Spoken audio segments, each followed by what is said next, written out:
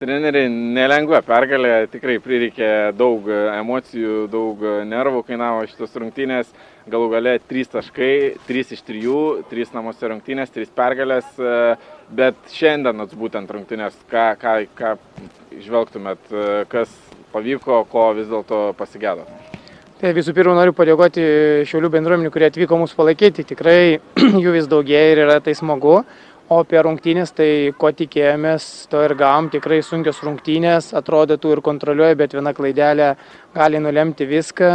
Tai esu labai patenkintas šią pergalę, o gal ko pritrūko, tai galė tiesiog šaltakraujiškumo, nes atrodo jau galima palaikyti kamuoliuką, prilaikyti, padarėm kai kurias tokias klaidelės, kur galė, netgi Žalgiris galėjo išlyginti rezultatą.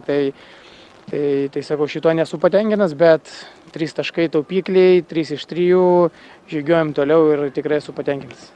Šiandienos įvarčio autorė Justina Blaževičiūtė atsidūrė laiku ir vietoje, kaip sakant, bet tikrai treneriai turbūt sutiksit ir pirmajame kėlinyje, ir antrajame kėlinyje turėjo Gintra nemažai šansų, ko pritrūkdavo toj finaliniai stadijai.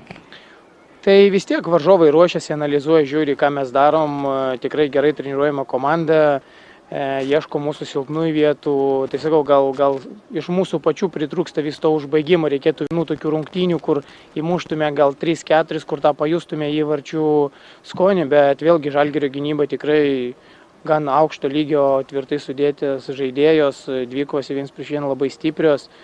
Tai sakau, nėra taip lengva, kaip atrodo iš šono, bet vėlgi daug kampinių, daug gerų situacijų, kažkur gelbėjo vartininkas, kažkur nepasiseka, neįmušam, bet treniruojasi, dirbsime, tobulėsim ir stengsimės, kaip sakyti, mušti daugiau įvarčių.